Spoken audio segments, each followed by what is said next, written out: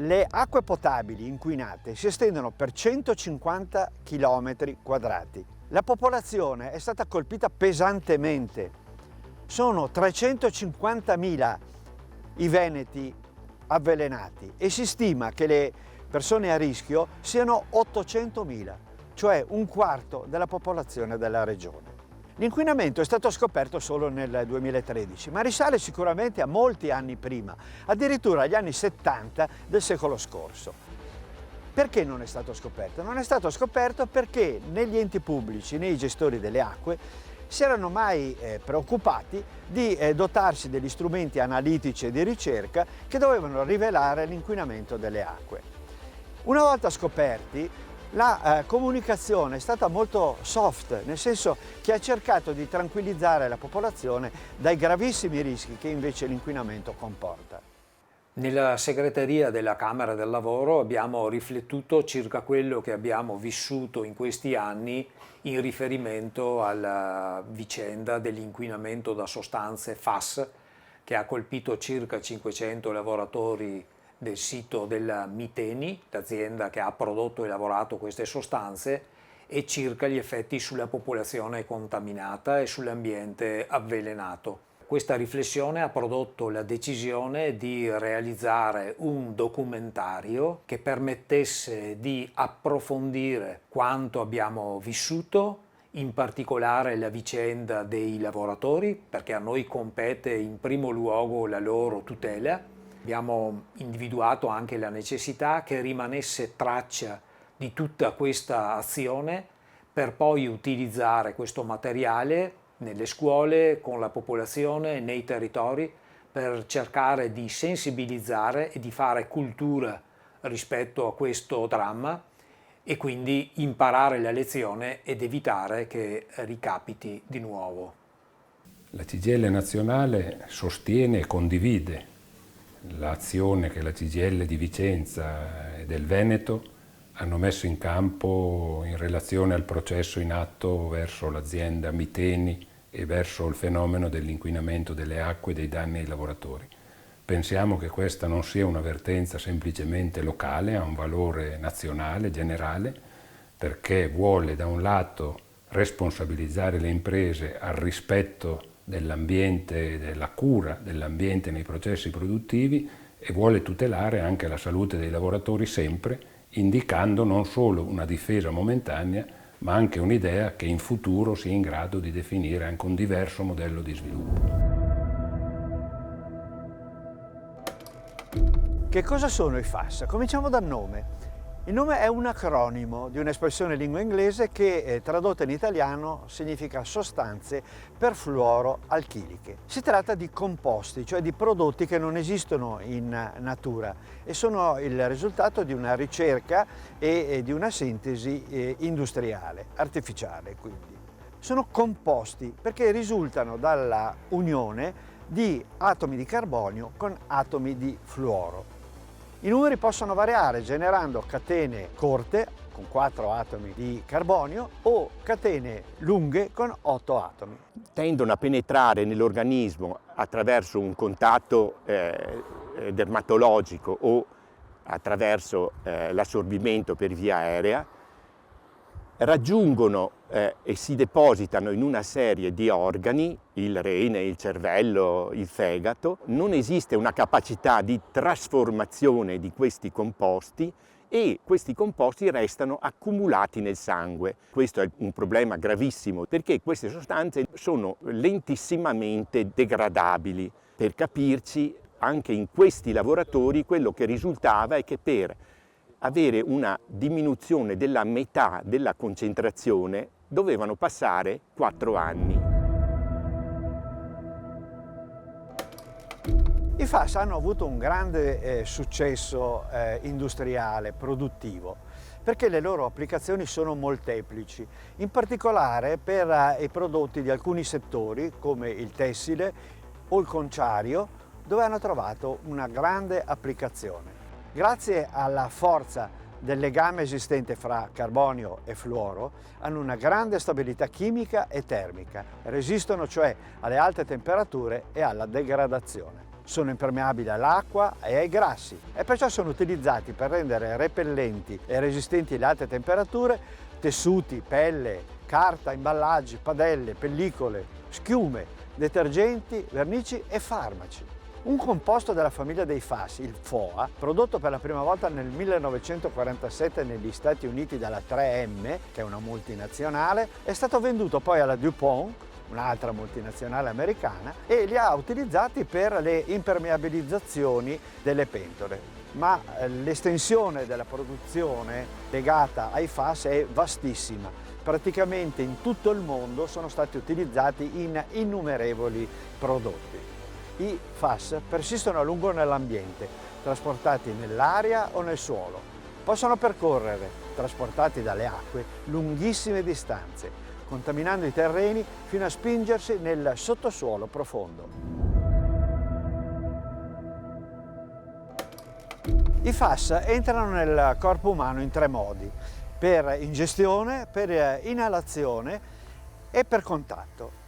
La fonte più importante è l'ingestione. L'essere umano mangia e beve prodotti di origine animale o vegetale che sono inquinati, oppure beve acqua potabile inquinata. Poi c'è la fonte per inalazione, soprattutto negli ambienti chiusi, e infine c'è quella del contatto ed è molto comune soprattutto nei bambini. Nel 2013 mi stavo interessando perché affinché l'ULSS presso la quale lavoravo e le altre ULSS vicine fossero inserite nel registro tumore del Veneto, in quanto avevo notato che c'era un eccesso di prevalenza e di incidenza di malattie tumorali appunto nell'azienda sanitaria presso la quale lavoravo, e avevo segnalato ai miei superiori questo possibile eccesso, quindi invocavo che si facessero degli studi epidemiologici sulla popolazione. Poi sempre lì ero a conoscenza di quanto è successo negli Stati Uniti, degli studi che avevano detto che nella popolazione inquinata nell'Ohio c'era un eccesso di certe malattie,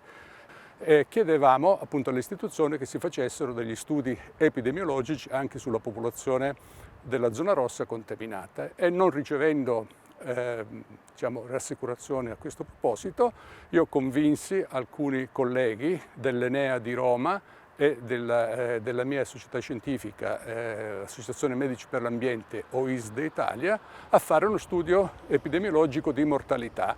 Questo perché l'Enea aveva inserito nei suoi computer tutti i dati relativi ai decessi e alle cause di morte in tutti i comuni italiani dal 1950 in poi.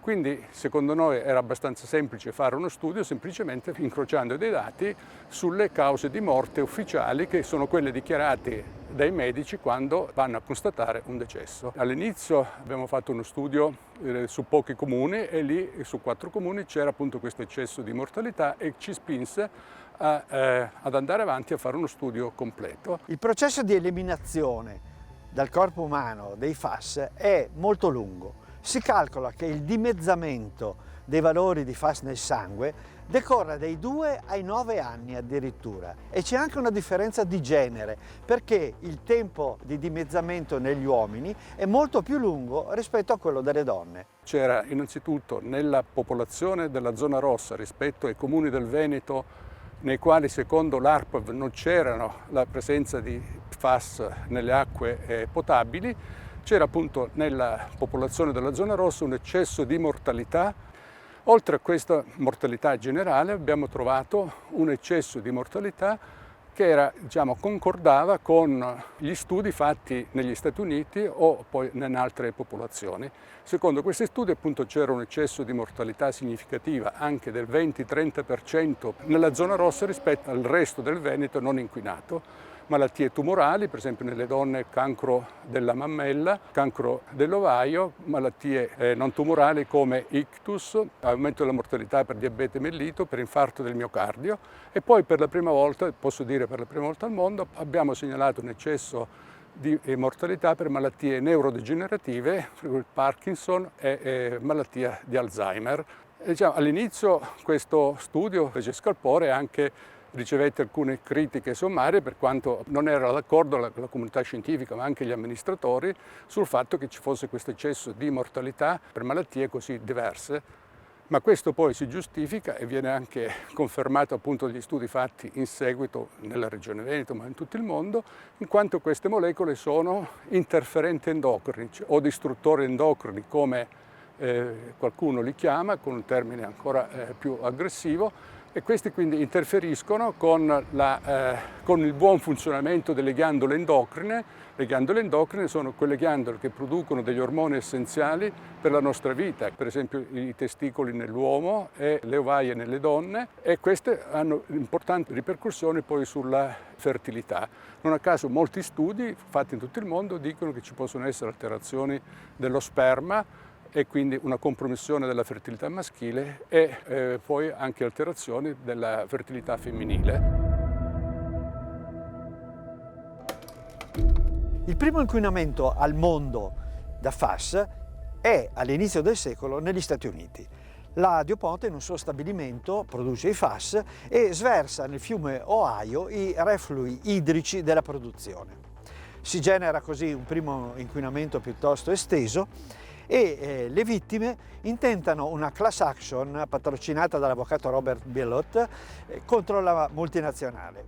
Vincono la causa. La DuPont è condannata a risarcire i danni e nel contempo anche a finanziare uno studio che ha l'obiettivo di scoprire se esiste una correlazione fra l'esposizione ai FAS e danni alla salute umana. Lo studio è compiuto su circa 70.000 persone dal 2005 al 2006 e le conclusioni sono proprio quelle che si temevano. Esiste effettivamente la possibilità che chi è stato esposto ai FAS subisca delle patologie anche molto gravi, alcune di natura oncologica. Il mio papà ha lavorato in Miteni, ha cominciato nel 1979, ci ha lavorato parecchi anni secondo me e ha smesso nel 1991, è andato in pensione. Da lì è cominciato qualche problema di respirazione, qualche problema di salute. Lui si è curato sempre, è andato sempre a farsi visitare. Poi nel 2003 ha avuto problemi ancora più grossi, fino al 2006 che gli hanno diagnosticato praticamente un tumore a un rene. È stato operato, gli hanno tolto il rene, però purtroppo il rene aveva già intaccato anche la vescica, perché il tubicino che dal rene porta alla vescica era già contaminato da questo tumore. Ha fatto delle chemioterapie, delle cure varie per tentare di far andare via questa roba, invece purtroppo nel 2014 è morto. Questa causa secondo me è stata la respirazione, perché lui lavorava in un reparto alla Miteni di sgombero fanghi, li chiamava lui, ma era una lavorazione che doveva essere fatta in ditta, togliere le scorie dalla fabbrica, trasferirle in dei bidoni che poi qualcuno veniva a prendere, perché non si sa, cioè io non posso dire, non posso sapere chi era, che venivano a prenderli e li trasferivano in un sito. Io ho sempre pensato che era un sito adibito appositamente per quegli scarichi. Purtroppo ultimamente ho scoperto che non era così. La scoperta dell'inquinamento da FAS nel Veneto è, oltre che tardiva, anche casuale. Nel 2006, infatti, quasi mezzo secolo dopo l'inizio della contaminazione, uno studio finanziato dall'Unione Europea, lo studio Perforce, evidenzia che nel fiume Po esiste una concentrazione molto alta di FAS. 5 anni dopo, nel 2011, il CNR è incaricato di fare un ulteriore studio. Questo ulteriore studio si svolge sulle acque di alcuni importanti fiumi del Veneto, il Po innanzitutto, il suo delta, il Brenta, l'Adige e anche la laguna di Venezia. Anche questo secondo studio del CNR rileva una presenza altissima di FAS nelle acque. Ho lavorato per 24 anni a Miteni e oltre che essere un lavoratore ho fatto anche per parecchi mandati l'RSU e l'RLS.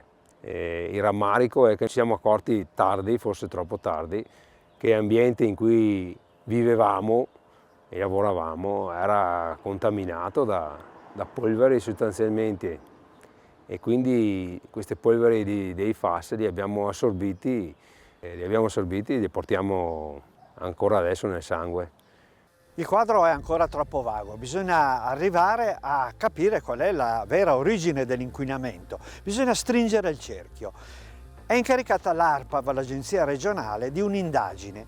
Questa indagine, che inizia nel 2011, arriva a scoprire che la fonte dell'inquinamento è in provincia di Vicenza e, stringendo ancora il cerchio, si scopre che il vero punto in cui inizia l'inquinamento è il torrente Poscola, che attraversa appunto Trissino. La fonte dell'inquinamento è individuata e si capisce subito la gravità dell'inquinamento. Perché? Perché sotto lo stabilimento della Miteni, che è appunto l'azienda che provoca l'inquinamento, scorre la più importante falda freatica del Veneto, che si estende per decine e decine di chilometri verso la media e bassa pianura. Adesso si sa esattamente qual è l'origine, adesso bisogna cominciare a intervenire per eliminarlo. Ho parlato di Miteni, ma in realtà la storia di questa industria comincia molti anni prima con un altro nome. Il nome è RIMAR, una sigla che sta per Ricerche Marzotto. Marzotto come la grande industria tessile e di confezioni di Valdagno, a pochi chilometri da Trissino. Viene creata questa azienda come centro di ricerca e di sviluppo per l'applicazione dei FAS nella impermeabilizzazione dei tessuti utilizzati dal gruppo per la propria produzione. 1966 la prima sede della RIMAR è in alcuni locali di servizio della villa in collina del conte Giannino Marzotto. Proprio qui, dopo poco, c'è un caso di inquinamento ambientale. L'azienda è costretta a spostarsi e si sposta in un'altra zona di Trissino, nella zona industriale, e vicino al torrente Poscola. Perché vicino al torrente Poscola? Perché la RIMAR ha bisogno di molta acqua per la propria produzione, per lo smaltimento e anche per il raffreddamento dei macchinari. Ma nel 1977 anche il nuovo stabilimento è causa di un grave inquinamento che colpisce Montecchio Maggiore, le valli circostanti e successivamente si estende ai comuni confinanti Brendola, Sarego, Almisano, Creazzo e Sovizzo. È necessario per alcuni di questi comuni allacciarsi a una linea idrica che ha origine a Novoledo, a est delle valli contaminate. La RIMAR interrompe l'attività per 14 mesi ed è portata a processo, ma è assolta. In quegli stessi anni sono interrati nell'argine del fiume Poscola decine di fusti contenenti rifiuti industriali, ritrovati dai tecnici ARPAV solo nel 2018. Non abbiamo mai avuto l'impressione di lavorare dei prodotti che fossero tossici a lungo andare, cioè eravamo molto preoccupati e preparati, l'azienda ci preparava anche bene, però per degli eventi di tipo incendio, la fuga di gas, non avevamo nessun tipo di consapevolezza del fatto che dei prodotti potevano causarci a lungo andare dei problemi di salute. Cioè, la prima volta che abbiamo sentito parlare di questo accumulo del PFOA e PFOS nel sangue è stato intorno all'anno 2000, quando il nostro medico di fabbrica, in una delle riunioni che facevamo annualmente per motivi di sicurezza, ci parlò appunto del fatto che negli Stati Uniti erano state nel sangue delle persone che lavoravano alla DuPont allora e alla 3M, erano state trovate appunto questi perfluoroalchilici nel sangue, e ci aveva detto che non c'era nessun tipo di problema per questo, cioè non essendo dei principi attivi non avrebbero causato nessun tipo di problema, e che comunque avrebbero iniziato anche da noi a fare delle valutazioni sulla quantità di queste sostanze nel sangue. Arriviamo più avanti, al 1988. La RIMAR è entrata nell'attenzione del mercato internazionale e viene acquistata da una joint venture che comprende la giapponese Mitsubishi e l'italiana Enichem. E qui cambia il nome, Miteni, Mitsubishi Enichem. La produzione si concentra sui FAS per l'industria agrochimica e farmaceutica. Miteni diventa un importante punto di riferimento per il settore a livello europeo e globale. L'azienda viene inserita nell'elenco di quelle particolarmente insalubri e quindi soggetta alla legge Seveso. Nel 1996 c'è un altro cambiamento nella proprietà di Miteni perché Mitsubishi acquista la quota di Enichem, ma non è finita ancora qui, perché nel 2009 la Mitsubishi cede l'azienda a un gruppo straniero, il gruppo ICIG, che è controllato a sua volta da un gruppo di investimenti lussemburghese, e questo è l'ultimo proprietario della Miteni. Fra il 1990 e il 2009 Miteni commissiona ad alcune società di consulenza degli studi per verificare lo stato dell'inquinamento e le possibili misure per ridurlo o eliminarlo. Una di queste società di consulenza, la ERM, dopo aver verificato che effettivamente il livello dell'inquinamento è altissimo e molto diffuso, propone alla Miteni di costruire una barriera idrica alla diffusione dell'inquinamento tramite dei pozzi di emungimento che prelevano l'acqua inquinata dalla falda in modo tale che la diffusione degli stessi sia impedita. La situazione precipita. La ERM fa un preventivo dei costi per lo smaltimento del sito e per la bonifica dello stesso. I costi sono elevatissimi, dai 5 milioni e mezzo ai 6 milioni e mezzo per lo stabilimento e dai 12 ai 18 milioni di euro per la bonifica del sito. La Mitsubishi decide di lasciare, cede per il valore simbolico di €1 al gruppo ICIG l'azienda, lo stabilimento e tutto quello che c'è sotto. Nel 2018 l'azienda Miteni ha chiesto il concordato in continuità. Questa richiesta era la dimostrazione di un disimpegno dell'azienda ai propri doveri rispetto al futuro. In effetti in quel momento si è aperto uno scontro con noi e anche i lavoratori hanno cominciato ad essere più uniti rispetto a prima perché avevano capito che in gioco erano tutti i loro posti di lavoro, non si sarebbe salvato nessuno e che sarebbe stato importante costringere la multinazionale a scoprire le carte. La nostra azione si è fatta più serrata in azienda, chiedendo impegni precisi per il rispetto della salute e sicurezza nel luogo di lavoro. Parecchie persone se n'erano andate, ormai non c'erano nemmeno più le squadre per garantire il normale funzionamento degli impianti e le attività di pronto soccorso. Arriviamo a settembre del 2018 quando i dipendenti si sono rifiutati di lavorare in mancanza di precise condizioni di sicurezza e nel giro di 2 mesi questa forzatura da parte delle maestranze, da un lato, dall'altro l'azione più generale dei comitati, dei movimenti che avevano incrinato la reputazione dell'azienda che cominciava ad aver sofferenze anche bancarie, ha determinato poi la scelta nel mese di novembre di portare i libri in tribunale e di chiudere l'attività produttiva. L'azienda che era attiva dal 69 ha avuto a partire da metà degli anni 70 un'attività interna di diciamo così, sorveglianza sanitaria, sempre gestita dal 76 in avanti da uno stesso medico, il professor Costa, che a partire dal 2000 ha effettuato, inizialmente per alcuni lavoratori, in seguito aumentando ad un numero maggiore, ha fatto misurare qual era la concentrazione di 2 specifici perfluorurati, FOA e FOS. L'azienda non produceva solamente questi 2 perfluorurati, ma ne ha prodotti una serie e quelli misurati sono stati solo 2. L'azienda ha iniziato a misurare la concentrazione nel sangue per quelli addetti al reparto di produzione.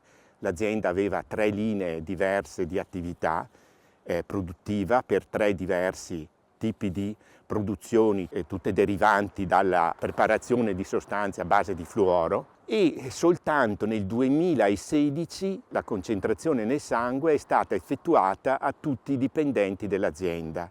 Nell'azienda c'è stata un'attività di sorveglianza che va valutata criticamente per essere stata tardiva, lenta e per molti aspetti anche inadeguata. Gli enti locali hanno evidentemente un ruolo nella vicenda dell'inquinamento da FAS. La provincia di Vicenza intanto, che dal 2003 al 2009 ha sviluppato uno studio finanziato con fondi dell'Unione Europea per verificare lo stato dell'inquinamento e quindi alla conclusione di questo studio era al corrente dell'esistenza dell'inquinamento da FAS, ma non ha denunciato la cosa. Poi c'è l'ARPAV, l'agenzia regionale che si occupa dell'ambiente. Nel 2006 ha sviluppato un'indagine all'interno dello stabilimento Miteni in cui si è resa conto che esistevano questa barriera artificiale di pozzi di emungimento, ma anche ARPAV è rimasta ferma. E poi c'è la regione che nel 2016 avvia un piano di sorveglianza sulla popolazione esposta per monitorarne le condizioni di salute. Le zone colpite sono catalogate in area rossa, arancione, gialla e verde in base alle concentrazioni di FAS nelle acque. L'area rossa, quella di massima espansione, comprende complessivamente 30 comuni e interessa circa 85.000 persone. I risultati dell'indagine sono resi pubblici periodicamente. Nel contempo la Regione fa partire un piano per il monitoraggio degli alimenti. Coinvolgendo anche i nostri regionali e anche CISL e UIL, abbiamo chiesto e atteso per mesi una richiesta di incontro a fine 2016 alla Regione e l'incontro avuto solo a marzo del 2017, un incontro a Zaia. Non siamo riusciti ad incontrarlo, però abbiamo ottenuto di poter incontrare i vari assessorati, quindi l'assessore all'ambiente, l'assessore alla sanità e l'assessore al lavoro. In questi incontri noi abbiamo chiesto tutele da un punto di vista dei lavoratori, significava ulteriori studi per capire gli effetti di queste sostanze sui loro corpi, e da questo punto di vista siamo stati ascoltati perché poi la Regione ha commissionato degli studi sulla mortalità dei lavoratori viteni e sui valori del FAS nel sangue, che sono stati poi realizzati dal dottor Merler e dal dottor Girardi. Abbiamo chiesto sorveglianza sanitaria ai lavoratori come per le popolazioni della zona rossa. Abbiamo chiesto che i dati relativi ai loro controlli non venissero dispersi in quella situazione, quindi che rimanesse traccia dei dati, delle cartelle dei lavoratori e delle analisi che venivano periodicamente effettuate in azienda. Abbiamo chiesto poi anche acqua pulita per tutta la popolazione, senza divisioni tra zona rossa e zona arancio. Sempre assieme ai movimenti No FAS, quindi Greenpeace, CILS, FASland, Mamme No FAS, ISDE, Lega Ambiente, abbiamo sottoscritto nel novembre del 2021 una lettera a Zaia spedita al Presidente della Regione con richiesta di una progettazione condivisa e di analisi sugli alimenti e sugli prodotti da allevamenti della zona contaminata. Non abbiamo mai ricevuto risposta dalla Regione su questo aspetto rilevante. Alla fine del 2014 entrano sulla scena dell'inquinamento da FAS i comitati e le associazioni ambientaliste. Il 17 novembre di quell'anno, nella sede di Lega Ambiente di Vicenza, il coordinamento Acqua Libera dal FAS, che riunisce alcune sigle, presenta un esposto alle procure di Verona e di Vicenza sul tema. Possiamo partire dall'8 maggio 2016, quando ci fu la prima grande mobilitazione, la prima marcia che abbiamo chiamata dei P-Fiori, dei fiori con la P davanti, che ha il significato proprio dei nostri figli, che hanno un elemento contaminante. La chiamiamo proprio la marcia dei pifiori. In realtà la sensibilità sui PFAS iniziò piano piano ad emergere già qualche anno prima. Siamo nel 2014, quando l'emergenza è già scattata da qualche mese, iniziano a muoversi le associazioni ambientaliste, quelle classiche, fanno qualche conferenza in zona Lonigo e poi piano piano la questione inizia ad apparire nei giornali. Non si capisce ancora quanto sia la gravità e ad un certo punto, siamo verso la fine del 2015, avvengono le prime grandi rivelazioni da parte della stampa, dove si capisce che queste sostanze fanno male, sono tossiche. Alcuni raccolgono la notizia, cominciamo un po' a parlarne tra di noi, fino al giorno in cui decidiamo di fare una grande mobilitazione collettiva, avvisando un po' soprattutto la popolazione, le famiglie, i figli, le mamme, i genitori, per tentare di avere notizie maggiori su questa contaminazione di cui poco si sa. Si organizza una grande biciclettata, si parte dalla stazione di Montecchio facendo un passaparola molto veloce, una cosa molto spontanea, e si dà appuntamento alle varie famiglie invitandoli a portare i figli e dei fiori che vogliamo piantare davanti all'azienda che sappiamo sta contaminando.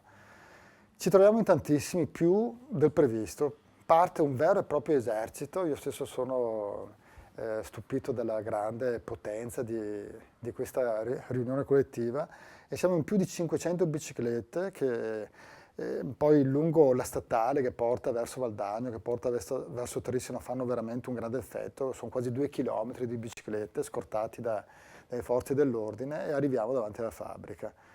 Davanti alla fabbrica facciamo un primo possiamo chiamarlo intervento pubblico, portiamo una cassa con un microfono dove compaiono per le prime volte al pubblico almeno le figure chiave di questa storia, di questa mobilitazione. Tutto è nato nel 2017, quando un bel giorno sono arrivate queste risposte di queste analisi nella mia cassetta della posta.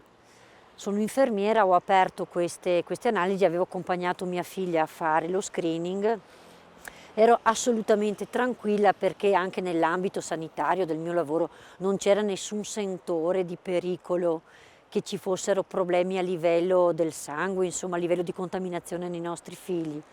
L'abbiamo preso noi mamme come un eccesso di zelo, anzi eravamo contente di questa cosa perché abbiamo detto insomma la Regione ha questa attenzione nei confronti della popolazione. Chiaramente quando poi ho aperto la busta ho visto che questi valori di PFAS nel sangue di Maria erano elevatissimi, parliamo di un range da 1,5 a 8 nanogrammi per 1 millilitro di sangue e nel suo sangue c'erano oltre 100 nanogrammi, per cui un valore più di 10 volte, 11 volte superiore a quello scritto nel range. Lì mi sono sentita, dico la verità, spiazzata. Nel frattempo è entrato mio marito in casa. Abbiamo appunto guardato nel sito del comune dove abbiamo trovato questo documento a firma del dottor Mantoan dove era scritto per filo e per segno tutto quanto il problema e c'era scritto anche qual era l'azienda responsabile. Vi erano anche queste incidenze di patologia molto elevate che, dico la verità, mi sono a quel punto lì spaventata. Non ho fatto in tempo a realizzare questa cosa che subito altre 4 mamme che appunto avevano i ragazzi a scuola con mia figlia Maria, queste mie amiche mi hanno telefonato allarmate, mi hanno detto dobbiamo trovarci perché questo problema è un problema grosso, eravamo tutti molto preoccupati. Ecco che con queste analisi ci siamo trovate al bar qui vicino e abbiamo deciso di agire insieme. All'inizio avevamo difficoltà anche a prenotare una semplice sala, perché all'inizio la parrocchia diceva noi non facciamo politica. In realtà noi non abbiamo mai fatto politica, non abbiamo mai fatto parte di nessun partito politico. Il nostro partito politico ha un nome e un cognome. Nel mio caso il mio partito politico si chiama Maria e Zeno e sono i miei figli. E io prendo direttive solo da loro e le uniche persone per cui lavoro sono loro. Questo è alla base delle mamme no FAS. Ci siamo rese conto che era la punta di un iceberg, che il problema era grandissimo e che avevamo la responsabilità, che non è una responsabilità che ti viene data, che ti viene imposta, ma è una responsabilità che senti dentro di te quanto genitore e sai che devi proteggere i tuoi figli quando gli altri non sono in grado di farlo. Questa responsabilità spetta a te come mamma, come papà.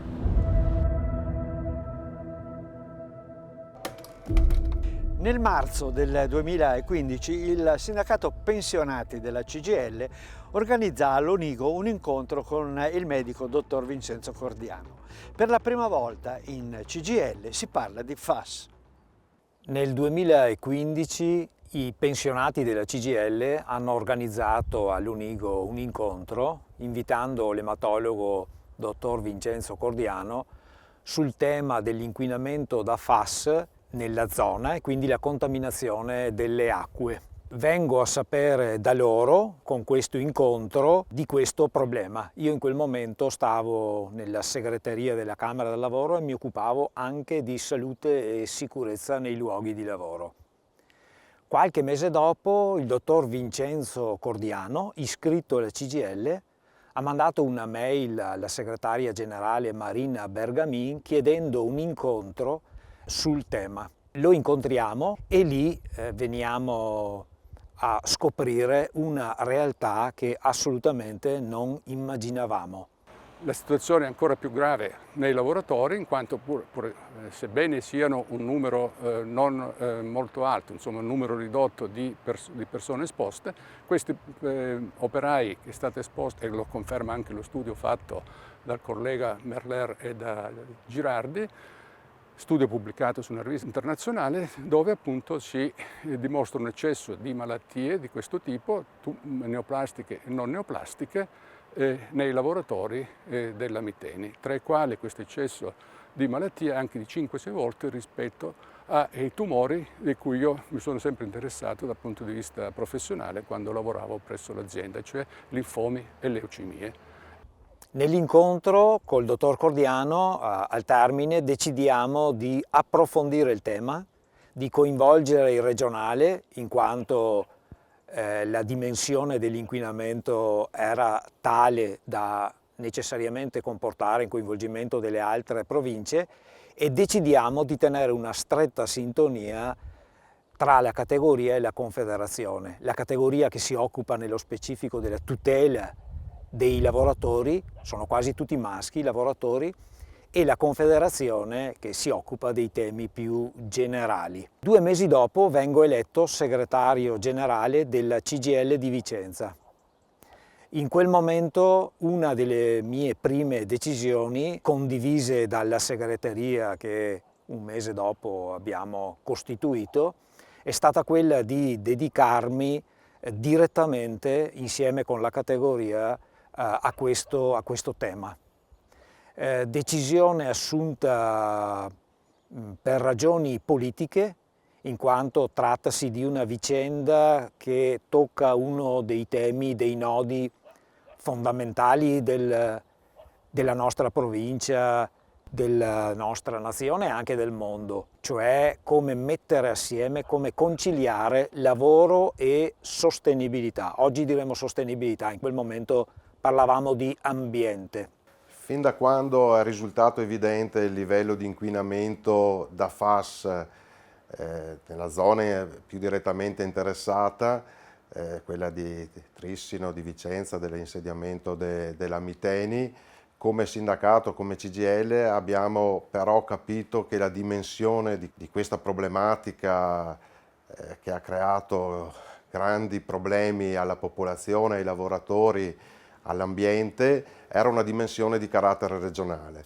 Non solo perché i territori coinvolti e le province coinvolte sono diverse, sono 4 province del Veneto, delle 7 del Veneto, ma anche perché faceva emergere in tutta la sua concretezza quell'equilibrio difficile fra ambiente, lavoro, produzione e salute che caratterizza molte altre situazioni del territorio veneto, e per la sua dimensione, per i suoi effetti, assumeva un'importanza che richiedeva una nostra capacità di intervento a livello regionale, non solo come iniziativa sindacale, ma anche come scelta dell'interlocuzione istituzionale a cui rivolgersi, e non a caso fin dall'inizio di questa situazione abbiamo chiamato in causa la Regione per le titolarità, per le responsabilità che ha sui temi che riguardano l'ambiente, che riguardano la salute, che riguardano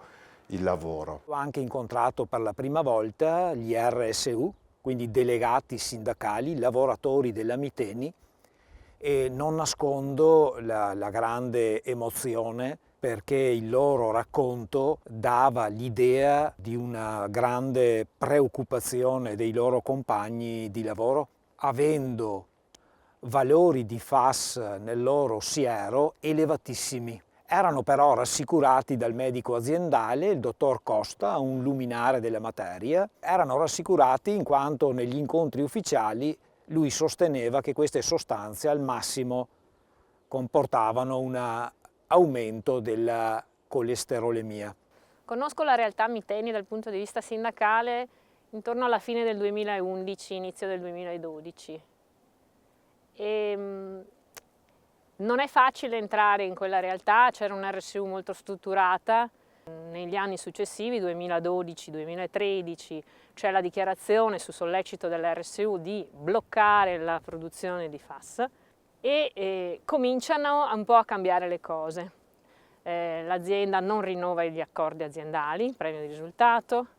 I lavoratori sono da una parte convinti che l'azienda sia un'azienda che può farcela, che abbia un futuro, dall'altra contestano anche un po' le RSU, che nel frattempo sono cambiate, sono state rinnovate, sul fatto che stanno mettendo delle questioni riguardanti la salute, l'ambiente e l'eventuale possibilità di inquinamento. Nel contempo, in questi anni, tra il 2011 e il 2015, cosa succede? Che il medico competente, su richiesta dell'azienda, fa anche delle assemblee specifiche ai lavoratori tranquillizzandoli, che non si evidenziava il fatto che i lavoratori avevano subito questo avvelenamento da FAS. Cioè i dati che, contrariamente da quello che veniva detto dal medico competente, fra i dati più elevati erano proprio quelli dei lavoratori. Quindi i lavoratori si sono trovati ad essere vittime, ma anche, fra virgolette, carnefici, perché le persone li consideravano responsabili dell'inquinamento. L'ambiente di lavoro era abbastanza buono, abbiamo anche abbastanza collaborativo tra colleghi, tra le aziende, però la contaminazione ambientale era tale da assorbire i FAS sostanzialmente. Quindi non mi sento di dire che i FAS che abbiamo nel sangue sono legati a degli eventi incidentali o particolari. Era una contaminazione costante dell'aria nello stabilimento, quindi li abbiamo introdotti nel nostro corpo quasi inconsapevolmente. Io non so cosa può provocarmi questo stato di cose, perché attualmente io, che sto facendo lo screening anche presso la Regione Veneto dei PFAS, l'ultima rilevazione avevo 3500 nanogrammi per millilitro e nel corso degli anni ho avuto seri problemi di salute. Cioè, tutte le possibili malattie che sono state in qualche maniera correlate alla presenza di queste sostanze nel sangue, io praticamente le ho avute. Ho avuto un tumore ai testicoli, sono stato operato il cuore, ho seri problemi cardiocircolatori, problemi alla tiroide e molti altri problemi che non sanno spiegarmi la motivazione. A fine maggio organizziamo il primo convegno pubblico, decisi a metterci la faccia, proprio a Montecchio.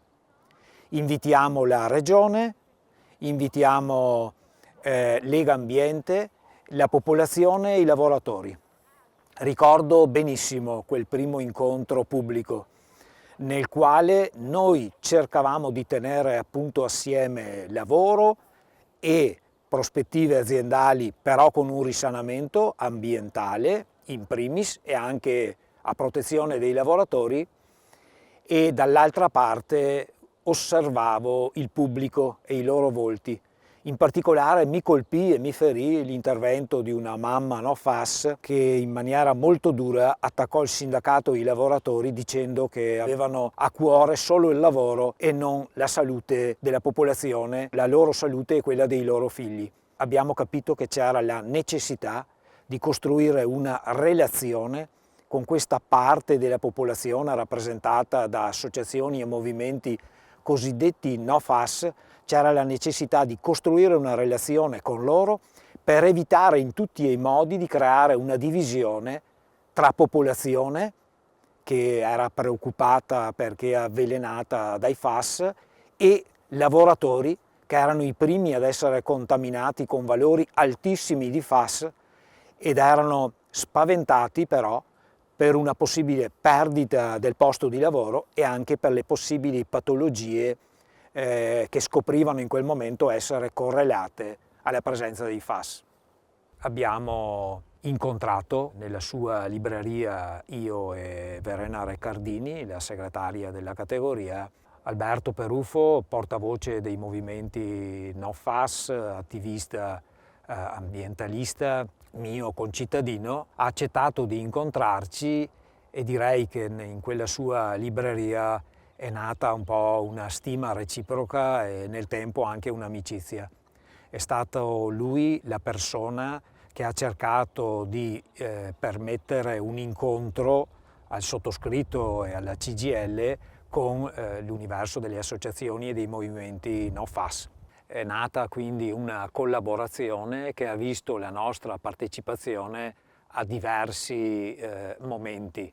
Mi pare importante e significativa la mia presenza, sempre su loro invito, a Montagnana durante un incontro della missione ONU, Alto Commissariato per i diritti umani, in visita in Italia per approfondire alcune situazioni di inquinamento e quindi di messa in discussione del diritto alla salute, penso alla Terra dei Fuochi. Hanno voluto visitare anche il Veneto. Questo non significa che il rapporto CGIL e movimenti sia stato lineare, semplice nel corso del tempo, perché riuscire a stare in rete in autonomia è un obiettivo, non è sempre facile. Sì, nel 2019 la CGIL, a seguito del problema che era venuto fuori col caso Miteni, ha iniziato a prendere in carico tutta la vicenda, soprattutto in riferimento al problema dei lavoratori che per molti anni avevano lavorato appunto alla Miteni e che erano stati esposti ai FAS. Si sono presentati nei nostri uffici circa un centinaio di lavoratori attivi, più familiari di lavoratori ormai pensionati. Il lavoro è stato organizzato attraverso la predisposizione di questionari medici legali redatti appunto dai nostri medici, e lo scopo del questionario era, attraverso un'attività di confronto delle varie situazioni individuali, capire se c'erano dei segnali che potessero come dire, ravvisare delle anomalie rispetto all'esposizione ai FAS. E a seguito della raccolta di circa 100 questionari, i medici legali hanno individuato 43 potenziali soggetti che avevano valori anomali. Sebbene le malattie professionali siano state riconosciute dall'INAIL solo con un 2%, quindi con un sottolimite che non dà diritto ad un indennizzo economico, la cosa, diciamo, rivoluzionaria è che la malattia professionale è stata riconosciuta dall'INAIL pur in assenza di una patologia, e questo sicuramente è un elemento molto innovativo, perché normalmente l'INAIL riconosce solo a fronte di una patologia evidente e conclamata. In realtà Questi 19 lavoratori, per fortuna, non hanno ad oggi sviluppato alcuna patologia, ma l'INAIL ha deciso di riconoscere la malattia professionale solo a fronte di valori anomali e solo a fronte quindi di un'esposizione a rischio lavorativo. La vicenda dell'inquinamento da FAS non poteva non finire in tribunale e in effetti negli anni si susseguono numerosi esposti, si aprono due filoni di indagine che si concludono entrambi con il rinvio a giudizio di 15 ex dirigenti della Miteni. I due procedimenti si avviano e vengono immediatamente riunificati in un unico processo che si svolge avanti alla Corte d'Assise di Vicenza. L'11 novembre del 2019 la CGIL e la Fichtem presentano un nuovo esposto alla Procura di Vicenza in cui vengono ipotizzati i reati di danni alle persone e ai lavoratori. Le indagini si aprono nel 2020 e si concludono nel 2022, nel luglio del 2022, con una chiusura delle indagini senza rinvio a giudizio. La CGIL si oppone. Noi abbiamo prontamente presentato opposizione rispetto a questa richiesta perché riteniamo deficitaria e sbagliata questa decisione. Deficitaria perché gli studi oggi disponibili sul tema sempre più correlano la presenza di FAS a determinate patologie. In più, ulteriori evidenze medico-scientifiche e anche concrete, mi riferisco ai medici della zona che operano in zona rossa e che riferiscono alcune patologie molto più presenti rispetto ad altre popolazioni di zone non contaminate, evidenziano questa correlazione. Quindi chiudere le indagini ritenendo non chiare le correlazioni ci pare un gravissimo errore. Decidiamo come Fichtem e come CGIL di promuovere l'esposto alla magistratura per quanto riguarda i danni all'ambiente per una questione riguardante, diciamo, creare un precedente e un segnale politico sul territorio, cioè quello che le aziende non possono arrivare qui, inquinare e poi scappare dopo aver guadagnato sulla pelle dell'ambiente e dei lavoratori. Lo decidiamo rapidamente nel momento in cui l'azienda, diciamo, tra virgolette, salta per aria da un punto di vista economico-finanziario, perché appunto c'è stata materialmente la fuga di chi aveva la responsabilità e allora come sindacato non potevamo astenerci da richiamare la responsabilità formale chi aveva commesso il danno al territorio e alle persone. Il procuratore aveva avviato la richiesta al giudice istruttore di archiviazione, quindi non luogo a procedere nei confronti di chi... il fatto significativo è che non è che non riconosceva che ci fosse stato qualcosa, ma il fatto che, insomma, anche le prescrizioni, quelle questioni di legge che esistono, avevano dato corso alla possibilità di chiederne l'archiviazione. Come sindacato abbiamo ritenuto profondamente ingiusta questa cosa e infatti anche rispetto a questo tentativo di archiviazione ci siamo opposti e adesso stiamo attendendo che il Tribunale si esprima. I temi che rimangono aperti in questo momento sono molti. In primo luogo abbiamo la necessità di avere ulteriori studi sulle patologie correlate alla presenza dei FAS. Questo significa sorveglianza sanitaria e piani screening della popolazione e dei lavoratori, avendo questi valori nel sangue i più elevati al mondo. C'è il tema della fornitura di acqua pulita per tutte le popolazioni coinvolte, c'è la necessità che venga effettuata la bonifica, perché senza una bonifica, sapendo che la barriera idraulica attuale non permette una impermeabilità rispetto alla falda acquifera, finché non verrà fatta la bonifica la falda continuerà ad essere avvelenata. E c'è quindi la necessità di effettuarla prima possibile per poter dare al tempo la possibilità, ci vorrà circa un secolo, di risanare la falda e l'ambiente. Resta aperto il tema della messa al bando dei FAS. Noi riteniamo che questa sostanza debba essere bandita in tutto il mondo, scongiurando il rischio che non si inquini più a Miteni e si continui ad inquinare altrove. Questa vicenda ci ha fatto imparare alcune cose che sono di stretta attualità anche in riferimento al dibattito congressuale che stiamo sviluppando in CGIL.